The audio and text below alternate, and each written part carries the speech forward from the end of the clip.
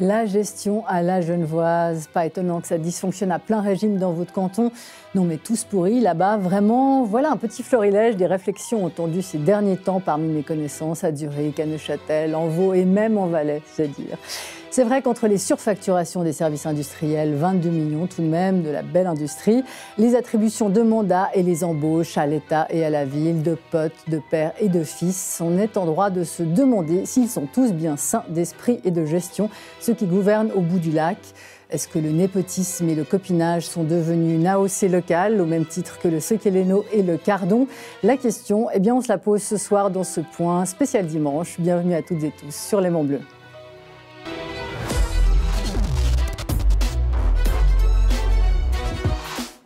Et le plaisir de vous recevoir, messieurs. Ça, c'est vraiment une émission spéciale égalité. Autour de cette table, Antoine Hubert, bienvenue, un big boss, chef d'entreprise. Vous êtes à la tête du groupe Swiss Medical Network, l'un des acteurs majeurs de l'hospitalier privé en Suisse. Vous possédez notamment la célèbre clinique de Genelier dans le canton de Vaud et la Générale Beaulieu à Genève. Alain Salamin, vous êtes l'ancien DRH, directeur des ressources humaines de la BIC entreprise familiale internationale Firmenich. Vous êtes également l'ancien DRH de Medtronic, une boîte internationale américaine. Vous avez aussi enseigné à l'IMD et à HEC Lausanne et vous êtes aujourd'hui consultant indépendant, expert RH et rémunération d'entreprise. Vous avez donc la grande image, on dit la big picture, la grande vision d'ensemble. Jérémy Sédou. Bonsoir Laetitia. Vous êtes le rédacteur en chef de Léman Bleu. Léman Bleu qui a beaucoup contribué à tous ces pataquès. Vous avez sorti les scandales des services industriels, l'affaire Fabienne Fischer et Frédéric Perler pour l'attribution de mandats et l'engagement et les engagements douteux à l'État et à la ville. Vous avez reçu le prix Transparence Régio 2023 et vous venez de recevoir le deuxième prix des prestigieux Swiss Press Awards en rubrique locale. Peter Rothenbühler, vous êtes un journaliste et éditorialiste bien connu de notre plateau, éditorialiste pour la Weltwoche, notamment aujourd'hui, mais vous êtes aussi l'ancien chef d'équipe du matin semaine, et en Suisse alémanique, ancien rédacteur en chef de la Schweizer Illustriert. Vous savez donc ce que c'est que d'engager des gens, tout comme Philippe Val, notre Philippe, éditorialiste maison, qui a été aussi à la tête d'une grosse boîte du service public, France Inter. Vous avez aussi dirigé évidemment Charlie Hebdo et vous publiez, on le rappelle, ça n'a rien à voir d'ailleurs avec le sujet, encore que Rire aux éditions L'Observatoire. Bienvenue à tous et bonne émission. Donc l'affaire évidemment cette semaine, c'est celle-ci. Je suis au grand regret d'annoncer que Christian Brunier va quitter ses fonctions aujourd'hui même. C'est le dernier jour où Christian Brunier est directeur général de SIG. Donc c'était l'annonce de la démission du directeur général Christian Brunier pour ces 22 millions surfacturés aux Genevois et l'embauche douteuse, puisqu'il y a une enquête actuellement, rien n'est tranché, des membres de sa famille en nombre. Antoine Hubert, vous applaudissez justement un petit peu de propreté dans ce service public ou pas du tout? Écoutez, moi, du népotisme, j'en fais, mais je fais aussi népotisme, c'est-à-dire que je suis plus exigeant avec les gens de ma famille qu'avec les autres lorsqu'ils travaillent dans l'entreprise. Et donc, actuellement, il n'y en a plus, justement, parce que, comme je suis exigeant, si ça ne performe pas comme il faut, eh bien, ils ont un devoir d'exemplarité plus que les autres. Donc, moi, ce qui me préoccupe surtout, c'est de savoir quand on engage des gens qu'on connaît ou de la famille, est-ce qu'ils sont compétents ? Après, bon, vous avez votre entreprise familiale, là. Mais c'est vrai que le népotisme, ce qu'il y a beaucoup... alors, il y a soupçon, on ne sait même pas s'il y a du népotisme, mais disons que ce qui a beaucoup scandalisé Alain Salamin, plus presque, on a l'impression dans l'opinion publique, que les 22 millions qui, quand même, font très mal. Là. Comment est-ce qu'on explique ça ? Les 22 millions, c'est relativement compliqué à comprendre. C'est une perte de charges, il y a eu des problèmes de calcul sur les tarifs. Donc pour le commun des mortels, d'arriver à se relier à ça, c'est relativement compliqué. Il comprend quand même qu'il a payé beaucoup trop cher. On est d'accord. À l'heure actuelle où justement le pouvoir d'achat est si important. Mais par contre, le népotisme, ça tout le monde arrive, c'est très simple à comprendre. On a quelqu'un qui gagne environ 400 000 francs par année, qui est directeur général d'une régie publique comme ça, et qui réussit à faire engager, ou en tout cas à laisser engager 5 personnes dans sa famille. Et donc, pour quelqu'un qui est commun des mortels, encore une fois, qui regarde la manière de fonctionner d'un service comme celui-là, qui regarde la manière de fonctionner d'une administration et de sa tête, parce que c'est vraiment le directeur général ici qui exemplifie tout ça, c'est assez vite facile de tirer des conclusions qu'au lieu de servir l'organisation, il est plutôt en train de se servir. Et ça, je comprends que ça choque, et c'est très simple à comprendre. Alors ça arrive après toute une série d'affaires, l'embauche par le Conseil d'État du père de Delphine Backman, conseillère d'État, les mandats attribués à des proches et son mari notamment par Fabienne Fischer, les embauches de copains français chez Frédéric Perler, Pierre Maudet qui place un soutien contesté à la tête de la santé. Est-ce qu'on se permet vraiment n'importe quoi dans ce canton à Genève? Il faut quand même prendre chaque histoire de façon différenciée parce que chaque histoire a son contexte, chaque histoire a ses ressorts. Sur la partie SIG, ce qui frappe, c'est l'ampleur. On parle de 5 membres de la famille, mais de la famille proche. On ne parle pas du cousin ou on ne parle pas d'un cousin éloigné ou même du voisin. On est vraiment dans le noyau proche, le familial proche. Donc je pense que c'est ça qui choque, c'est cette image. Et puis dans un contexte où, effectivement, la position de Christian Brunier était fragilisée non seulement par cette affaire de surfacturation, mais par, de façon générale, l'attitude des services industriels dans cette affaire. C'est-à-dire qu'ils ont commencé par minimiser au départ, avant de reconnaître qu'effectivement, ils n'avaient peut-être pas été ultra coopérants avec la Cour des comptes pendant l'enquête, avant de reconnaître enfin qu'ils ont peut-être manqué de transparence. Et puis finalement, on se rend compte, alors qu'ils nous disaient on n'était pas au courant, c'est une erreur, on se rend compte, grâce à des courriels que l'Aimant Bleu a révélés notamment, qu'ils étaient alertés depuis 2018. Donc il y a une succession de problèmes, et puis de problèmes quand même aux yeux des Genevois qui, à mon avis, sont graves. Et donc cette décision, cette démission, c'est une décision qui est très forte, c'est une décision qui surprend aussi, parce qu'on dit souvent à Genève, personne ne démissionne. On a vu un conseiller d'État résister quand même pendant 2 ans, alors que voilà, il y avait un certain nombre d'affaires qui s'accumulaient, etc., qui ternissaient l'image de ce canton. Là, on a affaire à quelqu'un qui a pris ses responsabilités assez rapidement, et ça va permettre probablement de rétablir un peu le calme. Il y a des enquêtes qui vont être menées, puis je pense qu'à terme, tout ça va mener vers une sorte de vademecum, où on va devoir maintenant clarifier un peu qu'est-ce qui est acceptable, qu'est-ce qui n'est pas acceptable, même si, dans le fond des choses, le bon sens devrait primer, parce que légiférer, rajouter des règles, on aura forcément des problèmes quelque part. Alors, Peter Hutton-Müller, c'est vrai qu'on a l'impression qu'on est là à nouveau à Genève, la risée de la Suisse. Mais est-ce que c'est mieux ailleurs? Est-ce que ça se passe mieux dans le canton de Vaud, en Valais, par exemple? Est-ce que c'est plus propre, on est plus carré? Non. En Valais, surtout pas. Parce que ça me rassure. On a 2 Valaisans, là. Tous les PDC qui se font engager au niveau de la Confédération ou bien à la tête de la SSR, etc., c'est tout ce qu'on peut appeler du népotisme, parce qu'on a favorisé quelqu'un de son parti. Ça, c'est du pantouflage, notamment. Mais on y viendra aussi. Mais la consanguinité politique. Oui, mais dans les entreprises où j'avais des postes dirigeants, j'ai toujours combattu le népotisme, parce que j'ai dit, il ne faut pas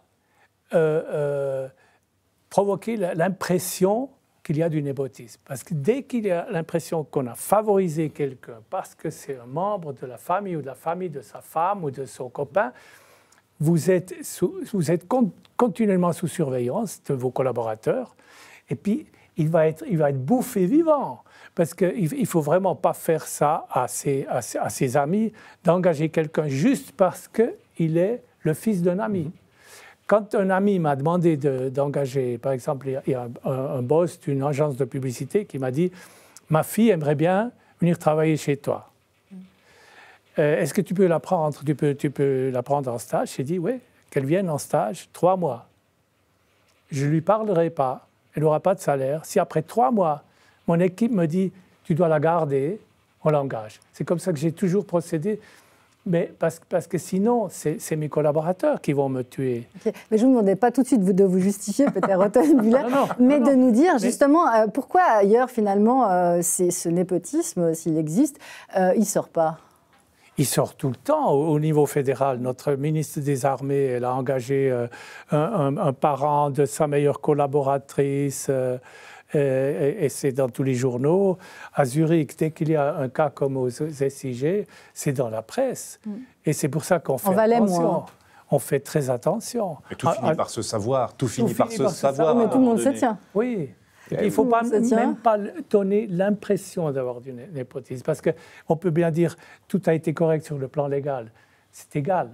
Si vous donnez l'impression de favoriser des gens à cause de leur naissance ou à cause de leur proximité de votre famille, le jeu est déjà perdu. Ou tout simplement parce que le territoire est tout petit. Hein. C'est un village, la Suisse, mais c'est un village, Genève, le Valais, Oury, etc. Philippe Val, est-ce que ça se passe mieux dans les grandes villes comme à Paris, en France? Il n'y a pas de népotisme, ça? Il n'y a pas de copinage? Non, moi je suis farouchement contre le népotisme pour une raison, déjà, c'est que quand on va au travail, on n'a pas envie de retrouver sa famille. C'est le seul endroit où on est un peu tranquille. Est-ce qu'on a envie de retrouver ses amis, peut-être? Non, on retrouve les collègues de bureau, on peut faire des blagues de mauvais goût, etc. Tandis qu'en famille, il faut se tenir. Non, mais sinon, je pense que quand on est une petite entreprise comme j'avais, par exemple, de presse, avec une cinquantaine de salariés comme Charlie Hebdo, forcément, on doit avoir des affinités, des liens, pas familiaux, mais quand même, c'est des cooptations. On appelle ça du copinage, mais c'est pas que du copinage. On sait que telle personne a un certain talent précis. Bon, alors, c'est compliqué. Mais on le fait parce que c'est l'intérêt du journal de prendre machin plutôt que truc.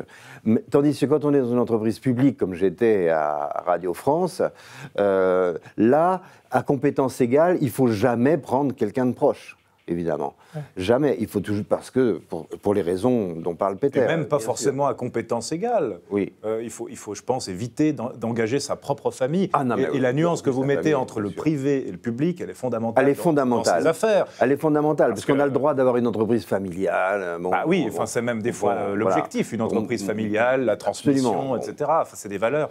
Cauchemar, mais bon, pourquoi pas. Mais sinon, dans le public, comme j'ai dirigé une entreprise publique, il faut absolument se garder de ça comme de la peste, parce que ça déshonore la direction qui ne peut plus s'exercer, tout simplement. Déjà pour cette raison-là, même si l'envie pouvait nous en prendre, on sait que c'est ingérable. En plus, aujourd'hui...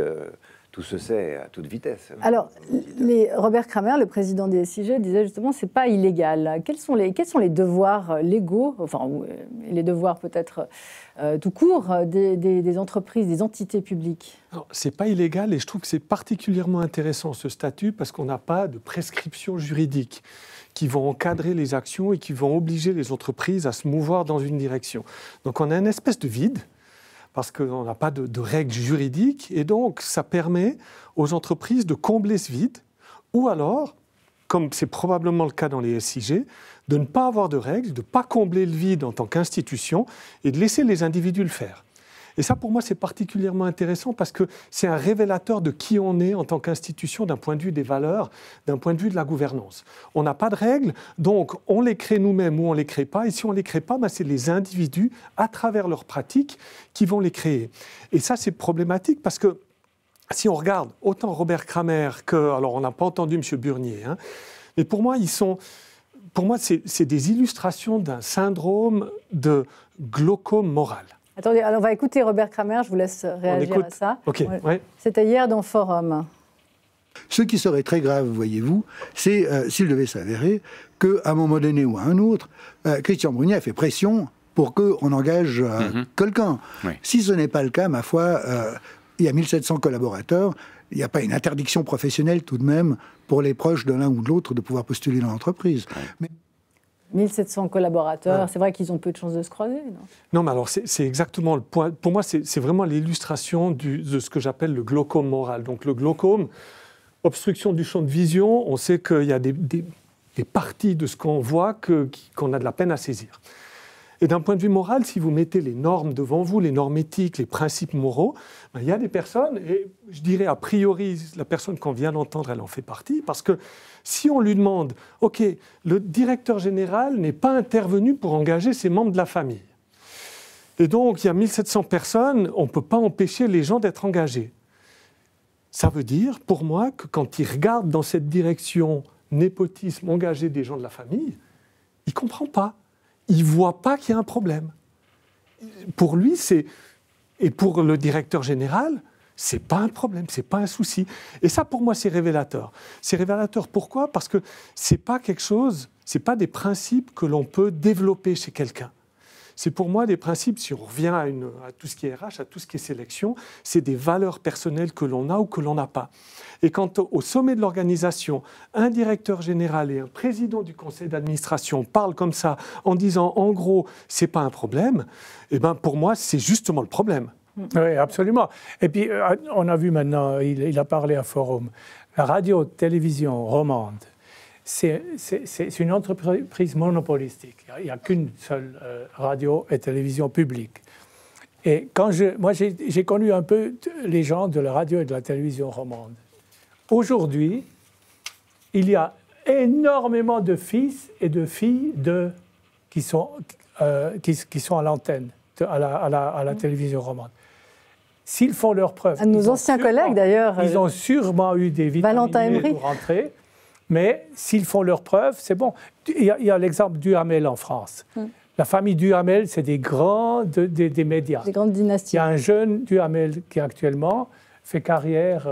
Mais il est sur une chaîne privée, il est à BFM. Il ne faut pas non plus tout confondre. Mais il est excellent. Il ne faut pas non plus tout confondre. Alors, parce qu'il y a des il est très vocations... bon. Il n'est pas sur la même chaîne que sa mère. Sa mère, c'est Nathalie Deux secondes, là, on parle de qui est le patron et qui sont engagés. On ne parle pas d'une vocation qui se transmet de génération en génération, comme un artisan transmettrait à ses enfants la passion d'un art. C'est ce qui peut se passer avec certains journalistes. On parle de Valentin Emery, son grand-père, brillant, Valentin brillant aussi. Mais il l'a mérité, il a fait ses gammes tout seul. Ce n'est pas Claude Toracinta qui l'a engagé à Léman Bleu aux dernières nouvelles. Voilà, ça c'est l'exemple d'un parcours exemplaire. C'est aussi qui prend la décision et qui est le responsable dans l'engagement de ces gens. Oui. Mais, pas seulement le nom de famille, parce que dans ce cas-là, on peut grandir, tirer des traits avec tout le monde. On valorise beaucoup aussi l'affiliation. Monsieur Hubert, vous avez dit, voilà, dans mon entreprise, les entreprises familiales qui ont mais c'est même valorisé d'engager des membres de leur famille. On n'est pas une entreprise familiale, puisque les sociétés cotées, donc on a des actionnaires. Mais personnellement, que ce soit pour moi ou je l'applique à l'intégralité de l'organisation, si à compétence égale, il y a un membre de la famille, autant engager le membre de la famille. Je veux dire, moi, je ne vois aucun problème. Moi, je focalise sur la compétence. Ouais. Et par contre, il faut exiger une exemplarité, c'est-à-dire qu'on doit être encore plus dur avec des membres de la famille s'il y a des défaillances, parce que, comme ils sont membres de la famille, ils ont encore un devoir d'exemplarité. Et on a des exemples chez nous. Il y a des exemples, on prend chez LVMH, donc c'est une société publique, pas publique dans le sens de ce débat, mais publique dans le sens qu'il y a des actionnaires, il y a des actionnaires publics, et Bernard Arnault place des membres de sa famille, mais je sais qu'il est très très dur, qu'il y a une compétition extrême et que ces enfants sont préparés pour ces postes-là. Donc, je veux dire, après, c'est la compétence qui compte. Et je pense qu'à mettre trop de règles, on pourrait passer à côté de quelqu'un d'extrêmement compétent, mais qu'on ne va pas engager parce que c'est le cousin, ou c'est le frère, ou c'est le père. Et puis, on va engager quelqu'un d'autre qui est plus neutre, qui passe par tous les filtres, parce que, justement, celui-là, il n'a pas de lien. Bon, il n'est pas terrible, mais on le prend parce qu'il n'y a pas de lien. Donc, moi, je crois qu'il faut surtout se focaliser sur les compétences. Et le problème des entreprises publiques aujourd'hui, c'est que la compétence n'a plus d'importance parce qu'on va voir d'abord, est-ce que c'est un homme, une femme? Est-ce qu'il y a assez d'hommes, assez de femmes? Est-ce que c'est ci? Est-ce que c'est ça? Il y a énormément de critères qui passent avant la compétence dans l'engagement des gens. Et ça, c'est ce qui, à mon avis, grève aujourd'hui le fonctionnement des entreprises, qu'elles soient publiques ou privées. La prime à la compétence. J'aimerais juste rebondir là-dessus, parce que c'est quand même intéressant là, à ce moment-là de faire la différence entre le privé et le public. Bah oui, parce que décisif. Si j'étais votre DRH, on joue à se faire peur, Monsieur Hubert. Si j'étais votre DRH, c'est la première chose suprême, c'est les ressources humaines. C'est bien, vous êtes libre. Non, mais ce que je vous dirais dans ce cas-là, c'est que d'abord, vous êtes le patron. Vous êtes le propriétaire de l'entreprise, l'actionnaire principal, donc vous pouvez décider. Ça, c'est la première justification qu'on ne retrouve pas dans le secteur public. Mais ce n'est pas une bonne justification. Non, mais parce que si c'était une justification, oui. Je trouve qu'elle est mauvaise. Ce n'est pas parce que je suis le patron que je peux décider d'engager. Non, c'est parce qu'à qualité égale, on favorise quelqu'un qu'on connaît depuis longue date, parce qu'on se dit, cette personne, j'ai déjà une certaine expérience. Il y a aussi d'autres gens très compétents dans ma famille que j'engagerai jamais, parce que je sais que ce n'est pas leurs compétences qui vont, mais c'est leur caractère qui fonctionnera. Mais alors, pour moi, c'est quand même... Je vois des entreprises où le patron décide, notamment des plus petites entreprises. de prendre la famille. OK, c'est le patron, il décide. Dans un service public, il n'y a pas de patron. Alors j'aimerais justement, est-ce que c'est bien vécu quand même par les employés, même dans une entreprise privée, hein? Parce que moi j'ai des cas très concrets d'exemples, notamment dans la banque, de gens extrêmement frustrés qui finissaient par donner leur sac parce qu'ils trouvaient qu'un associé un peu moins compétent qu'eux avait été mis à l'association, alors qu'eux, finalement, c'était plafond. Donc ça aussi, quand même dans les entreprises familiales, c'est mal vécu par les pères. C'est là que je rejoins tout à fait M. Hubert, et c'était ma deuxième raison, parce que j'ai travaillé 10 ans dans 2 entreprises familiales internationales où il y avait un but qui était très clair, qui s'ajoutait au premier, c'était de préparer la succession. Et pour préparer la succession, on a évidemment la nécessité d'engager des membres de la famille. Donc c'est la maison Firmenich. La maison Firmenich, et j'ai travaillé aussi pour CEA, la famille Brenninkmeier, qui est une grande organisation internationale, et c'était absolument clair. Donc ils avaient une notion de compétence et de qualité au niveau des personnes de la famille qui étaient mises dans l'entreprise, avec des exigences qui étaient probablement plus élevées que pour les autres. Et ça passait sans aucun problème, en sachant qu'il y avait un certain nombre de personnes de la famille qui atteignaient leur plafond et qui n'allaient jamais plus loin. Et pourquoi ? Parce qu'ils n'étaient pas compétents pour aller plus loin. Et dans ce cas-là, c'était complètement accepté. Par contre, évidemment que si on engage des personnes de la famille et puis qu'il est protégé, qu'il n'a pas les mêmes règles, qu'il n'a pas besoin de délivrer au même niveau, on se retrouve dans une problématique qui est évidemment bien autre en termes d'égalité de traitement. Et juste pour terminer, le service public, on n'a ni l'actionnaire principal, le propriétaire, ni la notion de préparer la relève dans sa famille. Absolument. Et pour moi, c'est pour ça que le service public se différencie de manière essentielle d'une autre entreprise. J'ai une question aux Genevois. Est-ce que ça vous a surpris, ce qui s'est passé aux SIG, ou est-ce que vous avez pensé que c'est typique pour Genève ? C'est difficile de faire des généralités une fois encore. C'est vrai que là, il y a une succession de cas différents les uns des autres qui se télescopent. Hasard du calendrier, parce que ça vient de différents endroits, différentes circonstances. On a d'abord le cas du père d'une conseillère d'État qui est promu à un haut poste de l'État. Ça, franchement, en termes d'image, c'est désastreux, même si apparemment ce monsieur est très compétent et personne ne remet en cause ses compétences. Mais une fois encore, est-ce normal d'avoir quelqu'un qui est directeur d'un office cantonal, même s'il n'est pas sous la hiérarchie directe de sa fille? Franchement, en termes d'image, c'est pas terrible.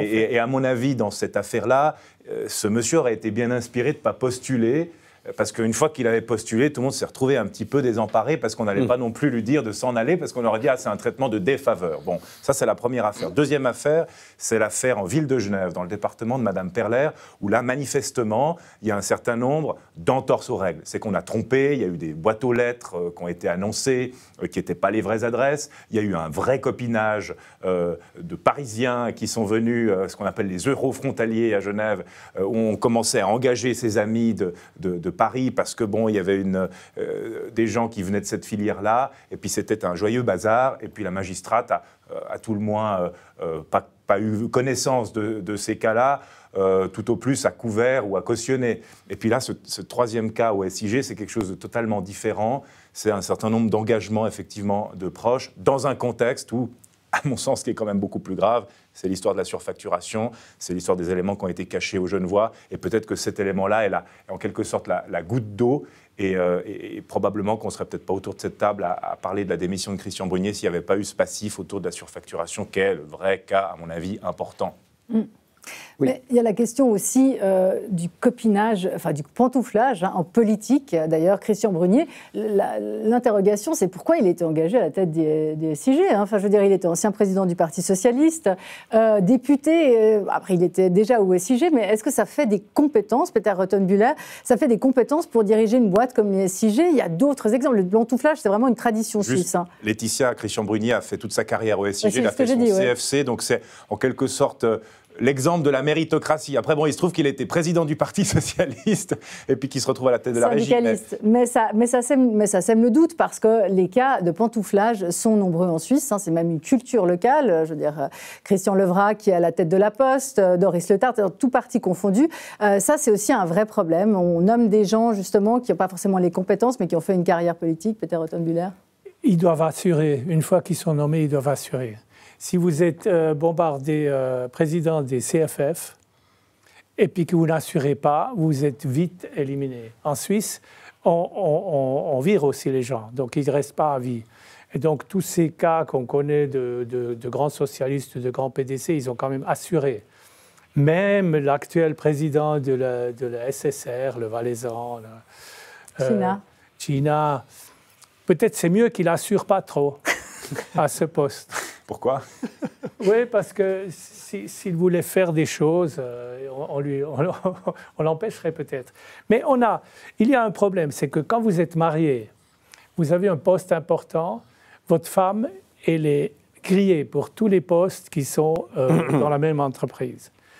Mais quand vous n'êtes pas marié, et maintenant je vais dire quelque chose d'extrêmement délicat, et que vous êtes homosexuel, et puis vous vivez avec quelqu'un, et puis vous favorisez ce quelqu'un, ce qui est arrivé dans le canton de Vaud, à un poste très haut, personne n'ose dire... Mais si vous dites que c'est arrivé, ça veut dire que ça a fini par se savoir, et donc ça a fini par sortir. Pas publiquement. C'est sorti. C'est sorti dans ou le pas? cercle, c'est dans le cercle culturel, parce que c'est surtout le cercle culturel. Bah oui, mais... Et ça n'a jamais... Moi, j'ai essayé de le sortir. L'écrire alors, Peter.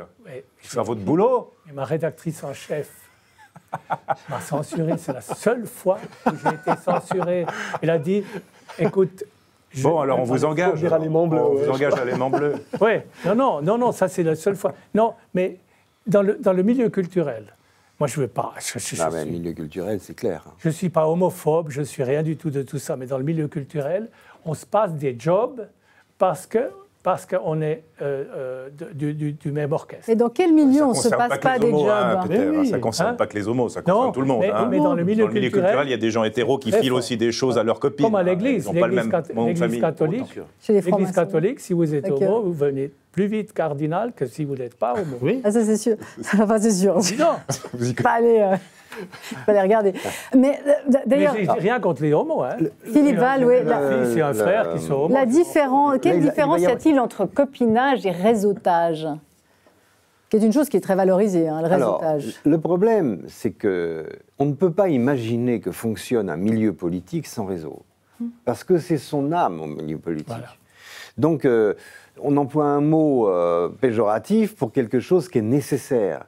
Il doit y avoir des contacts. Par exemple, il y a eu même dans le cas d'un journaliste récemment à Paris, Jean-François Aquilite, un journaliste que je connais bien, vous avez peut-être entendu, je ne sais pas si ça a été jusqu'à vous, cette affaire. Il a peut-être fait quelques entorses à la déontologie, mais je connais bien ce journaliste, parce que je l'ai eu comme salarié pendant quelques années. C'est un très bon journaliste et il a été en quelque sorte convaincu d'avoir évoqué avec Jordan Bardella la publication d'un livre d'entretien et puis après l'avoir évoqué ils y ont renoncé. Mais il a été viré pour ça. Il a été viré parce qu'après ils ont été fouillés dans ses affaires et ils ont trouvé d'autres trucs. Bon. Mais de toute façon, la cause première, c'était ça. Dans le milieu politique, on est obligé de se parler, on est obligé de se fréquenter, et forcément il y a des liens qui se créent, qui ne sont pas forcément des liens où on va tout pardonner à l'autre, on ne va rien critiquer, non, mais bon, il y a des liens parce qu'on est des êtres humains, alors il faut s'en préserver autant qu'il est possible. Là où ça pose des gros problèmes, c'est dans le cas où ça débouche sur des embauches, soit pour être un nègre, soit pour fabriquer... On ne dit plus, Philippe Nègre. Oui, c'est ça, oui, c'est vrai, oui. Non. Pour être speechwriter ou pour être, par exemple, assistant parlementaire. Là, on voit qu'il y a des gros soucis, notamment à Strasbourg, mais à Paris aussi, avec les assistants parlementaires. L'affaire Fillon est en grande partie une histoire d'assistant parlementaire. Il a embauché sa famille pour être assistant parlementaire. Ça, c'est juste plus possible. Oui, mais en l'occurrence, la famille n'avait rien fait. C'est aussi ça la question. C'est la question de l'emploi. Par-dessus le marché, là. D'abord, c'était la femme. Oui, vous avez parfaitement raison. Parce que parfaitement raison. Dans les cercles même politiques, une fois qu'un élu est élu, il dispose d'une enveloppe qu'il utilise comme il le veut pour salarier les personnes de son choix à son service. Et si le possible, problème, c'est quand il utilise cette enveloppe pour la donner. Et puis qu'ensuite, il y a une forme d'emploi fictif. C'est ça le vrai problème. C'est ça. Et en plus, il demandait non seulement ça, mais je pense que, d'après ce que j'ai compris en lisant dans les journaux, mais il comptabilisait ce que ça leur rapportait, il leur demandait de lui rembourser après. Donc, c'est vraiment difficile, cette histoire. Mais dans les milieux politiques, ces histoires d'argent d'assistants, etc., sont condamnables. On ne peut pas accepter, après, quand vous êtes ministre, que vous prenez des gens de confiance autour de vous dans votre cabinet, c'est normal, il faut des gens de confiance. D'ailleurs, c'est prévu par la loi. En l'occurrence, à Genève, il est tout à fait admis de pouvoir engager des proches, dans l'exemple d'un conseiller d'État, on peut engager des proches à son service sur la base d'un contrat de droit public, mais avec une durée qui s'arrête au moment, à la fin du mandat. Un contrat de fonctionnaire. Et voilà. Mais je reviens au réseau, parce que c'est même une valeur cardinale pour l'emploi. Aujourd'hui, on dit, la première chose qu'on vous dit, c'est développer votre réseau. Alors, il faudrait savoir, développer votre réseau, ou surtout ne pas se connaître. Et à ce moment-là, comment est-ce qu'on trouve d'ailleurs un emploi aujourd'hui sans connaître personne ? Je vous raconte une petite anecdote. Je me suis retrouvé dans une situation, dans une entreprise familiale, avec une de ces entreprises familiales qu'on évoquait tout à l'heure, avec une personne qui dysfonctionnait, qui en termes de performance de contribution était vraiment problématique. Et puis, en tant que RH, on met les choses en évidence, on discute avec le manager. Et le manager avait tous les arguments pour éviter de prendre des sanctions. Et moi, il y avait quelque chose que je ne comprenais pas. C'était juste, factuellement, c'était une personne qui ne faisait plus le job et qui devait, autant pour elle que pour l'entreprise, aller voir ailleurs. En fait, en creusant tout ça, qu'est-ce qu'on a découvert ? On a découvert que ce collaborateur en question était le parrain de la fille du manager. Vous devriez travailler à l'aimant bleu, là. On y repensera. Non, mais en fait, pourquoi je donne cette... Parce que là, pour moi, il y a deux problèmes. Il y a un problème où il n'y a pas de transparence sur le lien. Le réseau, pour moi, sur le principe, n'est pas un problème. Mais il n'y avait pas de transparence. Et cette transparence, elle aurait permis de clarifier les choses. Et de clarifier les choses ne veut pas dire légitimer. Ce n'est pas parce que c'est transparent que c'est légitime. Mais au moins, ça aurait permis de comprendre. Et en tant que RH, le deuxième point, pour moi, une chose qui est tout à fait claire, c'est que le rôle, comme je le vois en tant que RH, c'est quand on fait une sélection, on doit avoir ces éléments qui soient connus. Contrairement à l'exemple qui est relaté au SIG, moi, j'ai toujours refusé de prendre quelqu'un qui était membre de la famille ou d'un réseau sans passer à travers le processus de sélection. Et en fait, le résultat du processus de sélection, pour moi, c'était toujours très clair en disant, voilà, il nous reste 3 candidats, il y en a un qui est membre de la famille ou du réseau, et puis il y en a 2 autres qui ne le sont pas. Voilà notre assessment, voilà notre jugement, et ensuite, monsieur le manager ou le monsieur le directeur pour prendre une décision. Mais voilà, pour moi, en tant que spécialiste du recrutement, je ne prendrai pas cette personne qui est de la famille ou du réseau pour cette raison. Ou alors, on la prend en connaissance de cause. Mais quelqu'un qui n'est pas transparent sur cette notion de réseau, pour moi, c'est un problème de confiance fondamental dans la personne. En Suisse, on a un problème de la relation entre les journalistes et les politiques. Régulièrement, il y a des petits ou des grands scandales. Pour moi, il y a un seul principe. Il faut connaître les politiciens, il faut réseauter avec les politiciens. Mais moi, j'ai toujours dit, il faut fréquenter, mais il ne faut pas coucher. C'est-à-dire, les journalistes qui écrivent des discours pour un conseiller fédéral, et le lendemain, quand le discours a été tenu, font une critique positive de ce discours qu'ils ont écrit. Moi, j'ai vécu ça, j'ai vu ça. Je n'ai pas fait, mais j'ai vu ça. Et puis, il y a l'exemple récent de Berset, son collaborateur, qui a quotidiennement correspondu avec le grand patron du groupe Ringier, Marc Walder, sur le Covid, sur les mesures qu'ils prennent. Donc, le groupe Ringier était informé avant tous les autres sur ce qu'ils vont prendre comme mesures. Ça a été évoqué dans la presse, et puis c'était très grave. Ça a été considéré comme un problème très grave. Et puis le porte-parole de Berset, le pauvre, il a dû partir, ils l'ont viré. Ouais, et Berset, il n'y est pour rien. Moi, je ne savais pas que mon porte-parole fréquente M. Walder, que je connais M. Walder. C'est comme dans la mafia. Le boss de la mafia ne dit jamais « va tuer celui-là ». Jamais. Les gens viennent vers lui et lui disent « il te dérange, machin ». Bof. Moi un peu, oui. Et déjà, il est mort. Oui, mais peut-être vous êtes d'accord que même quand on côtoie simplement les gens, on a un problème avec ça. Enfin, je veux dire, on rentre dans un rapport de sympathie, on va hésiter à deux fois avant. Le problème aussi, c'est l'exemplarité aujourd'hui. L'exemplarité, elle a l'impression qu'elle a disparu, hein, d'ailleurs au niveau des entreprises, mais aussi au niveau de la société. Il y a une époque, justement, je reviens à Genève, où Bertossa, le procureur, interdisait à ses procureurs d'aller boire des cafés avec les avocats, avec les juges, etc., justement pour maintenir une frontière entre... Illusoire, c'est une illusion, c'est une illusion. D'ailleurs, on dit un bon avocat connaît son dossier et un avocat qui gagne connaît le juge. Mais oui, il connaît le procureur et le juge et puis... Et l'avocat de la partie adverse. Oui, ils doivent se connaître, tous. Ils doivent, non, mais comment est-ce que vous pouvez être neutre? Comment est-ce que vous pouvez arriver justement à... Mais vous faites parler la loi, et puis après c'est un combat. Votre job selon les règles. C'est un combat. La justice, c'est un combat entre trois parties. Absolument. Et puis chacun doit argumenter. Et c'est seulement sur des arguments qu'ils vont juger. Mais qu'on se connaît. Il faut se connaître. Moi, je connais bien Lucerne. À Lucerne, après chaque procès, ils vont tous boire des pots jusqu'à minuit. Et le juge, les avocats, les accusés, s'ils ne sont pas en prison, le procureur, tous, ils vont tous boire des pots. Parce que ça fait partie de la culture locale. Il faut se connaître, mais alors justement, est-ce qu'on ne fait pas un peu les vierges effarouchées par rapport à ces cas-là, alors que tout marche au réseau, peut-être même au piston, Antoine Hubert, chez nous? Non, mais moi, je pense que les mots-clés, c'est vraiment transparence, compétence. Je pense que ça, c'est des choses... Il faut, si vous avez quelqu'un de la famille qui travaille, il ne faut peut-être pas le dire pendant le processus de sélection, parce que ça pourrait se retourner contre lui, mais à partir du moment où la décision est prise, voilà, on a choisi cette personne, c'est le beau-frère de X, mais on l'a choisi parce qu'il a les compétences, etc. Il faut que ce soit absolument transparent.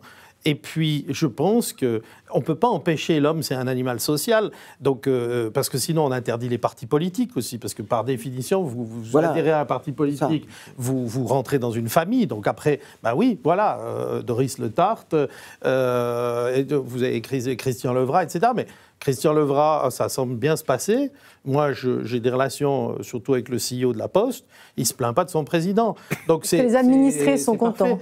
Donc, je veux dire, moi, je ne vois pas de problème et je trouve que c'est faux de vouloir encore légiférer et de trop insister. Il faut être impitoyable sur la transparence et sur la compétence. Là, il faut être impitoyable. Mais il ne faut surtout pas passer à côté de l'occasion d'avoir quelqu'un de brillant juste parce que c'est le frère, c'est le mari, c'est la femme, etc. Ce serait dommage. La limite de la cooptation de famille, et ça, c'est ce que je trouve intéressant dans l'affaire dont tu parlais, c'est que de proche en proche, quand il y a des cooptations, ça débouche, familial, proche, sur une administration de la boîte clanique. Et cette administration clanique, elle entraîne, une transgression de la loi, bien souvent. On se démerde pour faire des choses qui sont de moins en moins claires. Parce qu'il y a une autosurveillance des uns et des autres dans une boîte, ce qui est tout à fait sain, ce qui est normal, qui n'est plus là lorsque c'est trop familial et trop clanique. Et puis on voit en l'occurrence, parce que pour l'affaire qui nous intéresse, pour les affaires qui nous intéressent, on voit que ce n'est pas forcément la compétence qui a primé. En plus, le cas échéant, sur l'affaire SIG, le Temps a récemment sorti que sur au moins un des recrutements, alors que la personne n'était pas du tout dans la shortlist, on a été la chercher de la corbeille et puis on a dit ce sera comme ça. Donc on voit que même si sur un hasard total, il se trouve que les meilleurs sont de la famille, on voit que ça ne peut jamais atteindre un nombre aussi important. Et puis sur la question de la ville de Genève, là, clairement, c'était vraiment du copinage, quoi, dans des proportions hallucinantes, où on a engagé un comptable de Paris. Vous n'allez pas me dire qu'à Genève, il n'y a pas des comptables compétents. C'était pas la première fois, d'ailleurs. Il y a eu des cas comme ça, dans le ODIP aussi,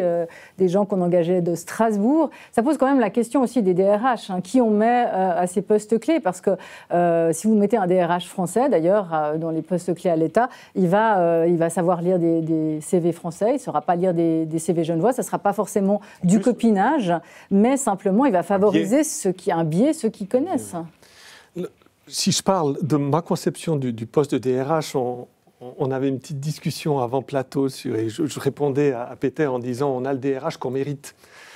Et en fait, pour moi, c'est vrai dans le sens où, dans ma conception, le DRH, dans les entreprises qui en ont, c'est le gardien des valeurs et de la culture de l'entreprise.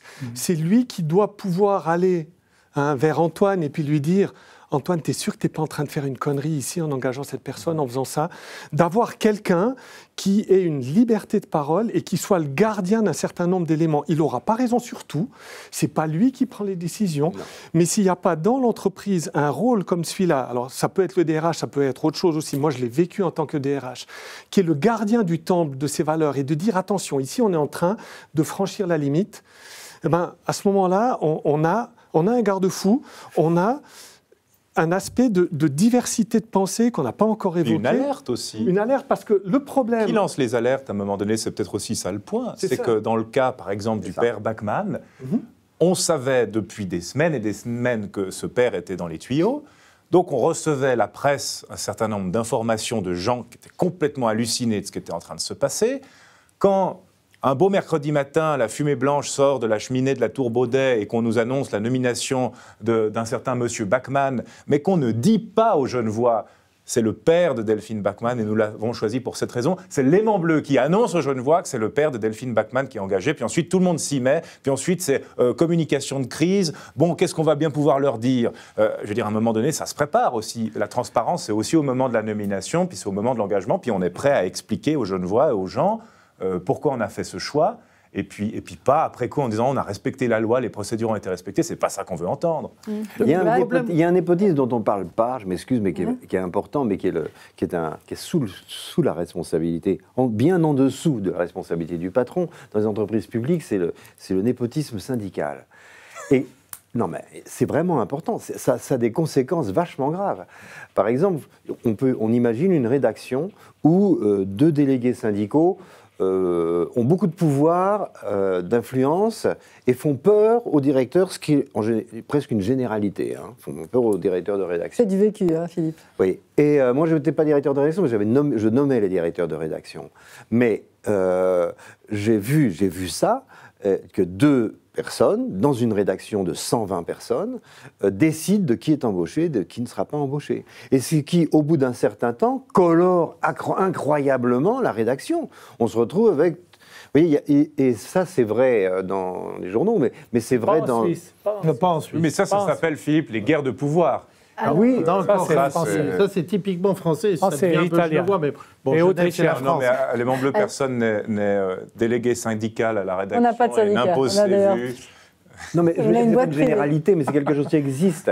Il y a des journaux, je connais des grands journaux, je ne vais pas les citer parce que je suis à l'étranger, je serai en France, je le citerai, mais il y a des grands journaux qui ont coopté dans certains partis, qui ne sont pas du tout des journaux d'opinion, et uniquement dans certains partis, sur des recommandations précises, tous leurs candidats depuis une quinzaine d'années. Et ce qui a changé complètement la forme éditoriale du journal. Antoine Hubert, attendez, on va...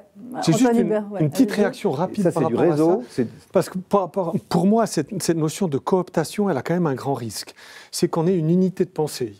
C'est qu'on ait plus suffisamment de pensées divergentes qui nous permettent de comprendre l'environnement dans lequel on est, notamment pour une entreprise. Et je crois savoir, Antoine, que vous avez engagé quelqu'un, valaisan aussi, pour toute la partie... c'est le réseau, mais avec des compétences diplomatiques, avec une compétence de réseau. Ça date, c'est Raymond Loretan, vous parlez. C'est Raymond Loretan, oui. Qui est PDC, moi je ne suis pas PDC du tout. Et justement, donc pour dire, mais je peux vous raconter une anecdote. Ma femme allait épouser le frère de sa femme. Donc on aurait pu être encore plus proche familialement, mais j'ai réussi à la chipper et je l'ai épousée à 33 ans. Donc... mais moi, je pense que le problème, c'est, je reviens à compétence, transparence, et le népotisme peut apparaître a posteriori. Quand vous avez une équipe de direction ou un conseil d'État qui travaillent ensemble depuis longtemps, on commence à avoir une certaine complaisance et qui fait que on ne devrait pas avoir besoin d'un DRH pour vous dire « non, mais machin, il déconne ». Ça devrait être un de vos collègues de la direction qui dit non mais... Ça a été le cas. Donc il faut... Chacun doit être DRH. Moi je dis toujours, il n'y a pas de DRH chez nous parce que RH est chef Sache Et chaque patron dans l'entreprise doit regarder ce qui se passe, etc. Et on arrive à des situations de népotisme a posteriori, avec des gens qui n'avaient rien à voir entre eux, qui ne sont pas du même parti, hein, exemple célèbre dans le canton de Vaud, et qui, à la fin, ont une certaine complaisance, hein. Et puis, vous avez du brouillard et de la malice qui s'installent. Juste un rebond par rapport à ce qu'a dit Philippe Val, c'est très intéressant. Dénoncer une forme de népotisme syndical, mais sauf qu'aujourd'hui, ces titres, ces rédactions font face aux critiques et puis sont aussi attaqués pour un certain nombre d'articles, une forme de ligne éditoriale qui s'uniformise. Et puis après, on voit des acteurs qui émergent, qui justement cassent ça et puis qui ont du succès. Donc finalement, on est dans quelque chose d'assez sain, où si on s'enferme dans un schéma, on finit par aussi en sortir parce qu'il y a une concurrence qui se dit on va casser ça. Dans le cas d'un service public, une fois encore, c'est pour ça que je reviens toujours au France Inter est la première chaîne de France de radio. D'accord, et loin devant les autres. Mais il y a aussi des télévisions, il y a aussi des journaux qui se font une concurrence assez impitoyable. Et dans le cas d'un service public ou d'un service de l'État, on sait que jamais il sera concurrencé, et tant mieux, parce que c'est le but de l'État. On pourrait parler des universités, mais il vaut mieux pas. Mais parlons de nous, parlons-nous, Peter. Vous pourrez parler des universités aussi. Peter, d'accord, je suis d'accord avec Peter. La cooptation dans les universités, sans contrôle quelconque, sans réel RH, on prend le copain qui va avec moi comme professeur. Dans les manifs du Hamas. Et qui est aussi dans les manifs du Hamas, ou bien qui est aussi gauchiste, ou qui est aussi de droite, comme moi. Pas comme moi, mais comme celui qui peut décider. C'est une catastrophe ce qui se passe dans les universités suisses. En France aussi, oui. C'est une catastrophe. Moi, j'ai enseigné à Neuchâtel et à Genève. J'ai arrêté parce qu'ils engageaient des professeurs qui n'étaient pas compétents, mais qui connaissaient le doyen. Et puis qui avaient, naturellement, ils regardent. Le critère, c'est toujours d'avoir des publications qui ont été écrites par des étudiants. Hein. Non, mais là, vous reposez la question de la compétence parce qu'on engage aussi des femmes. Enfin, on a des critères assez. On engage de préférence des locaux par rapport à des gens qui seraient effectivement bien plus capables à l'étranger. C'est la loi, d'ailleurs, d'engager priorité à Genève. Oui, mais dans le milieu académique, la question se pose quand même parce qu'on aimerait avoir les meilleurs, pas forcément juste le local de l'étape. Mais la question justement que posait Antoine Hubert, c'est la question de la compétence. Est-ce qu'aujourd'hui aussi, avec tous les critères, plus on se met de guidelines finalement, plus est-ce qu'on risque d'oublier la question cruciale qui est la compétence pour un poste? Mais je crois qu'on est tous d'accord, ça a été dit, la notion de compétence pour moi elle reste centrale.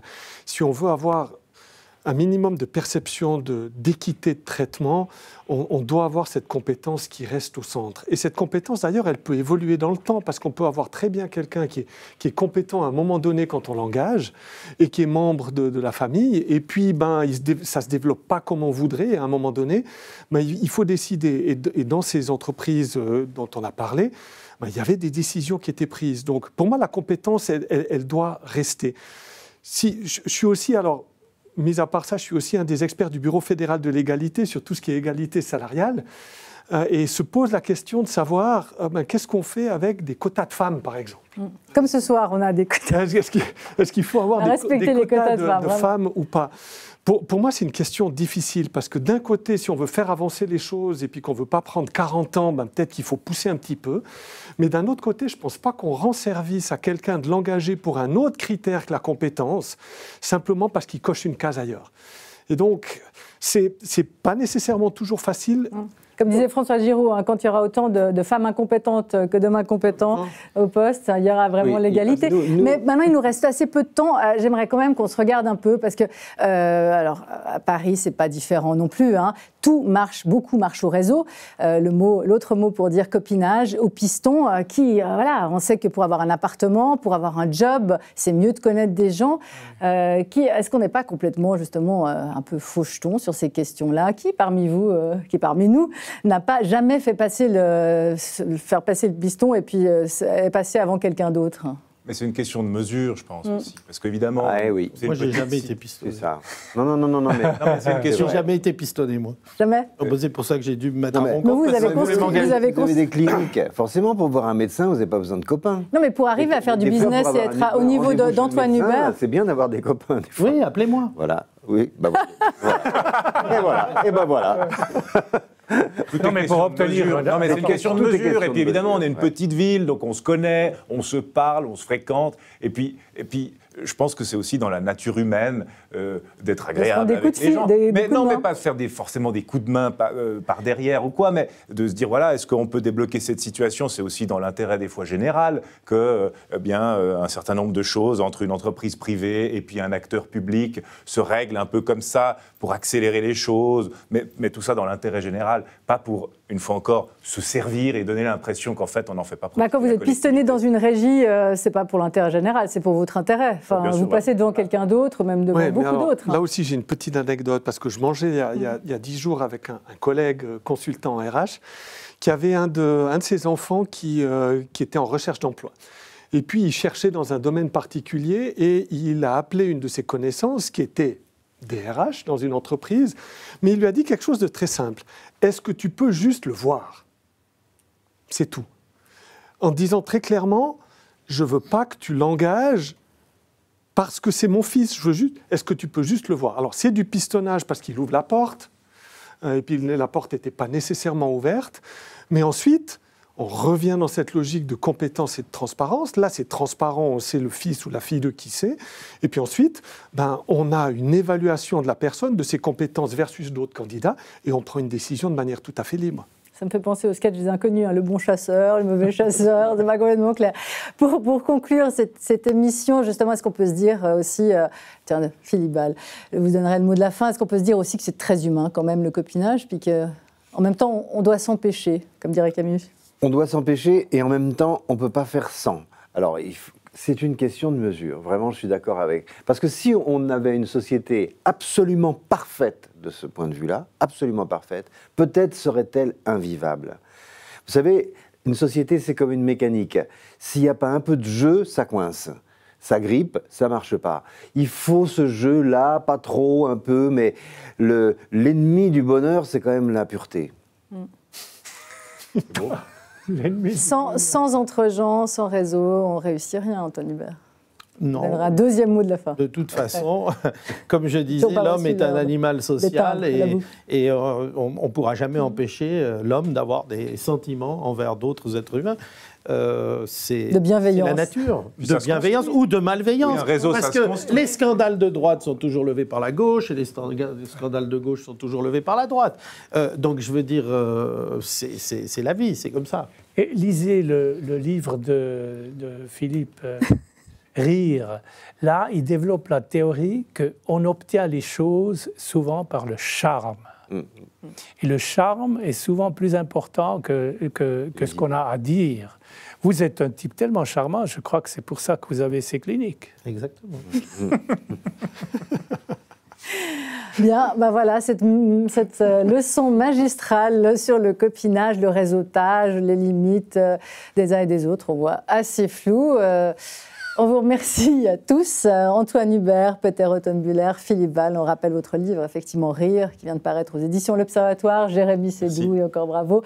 Et Alain Salamin, merci à tous et merci à toutes et tous de nous avoir suivis ce soir pour ce deuxième point, parce qu'on le vaut bien. On se retrouve mercredi dans les mêmes conditions que du point, à 20h. Et en attendant, on vous souhaite une excellente soirée et une très bonne 3 jours sur Les Monts Bleus.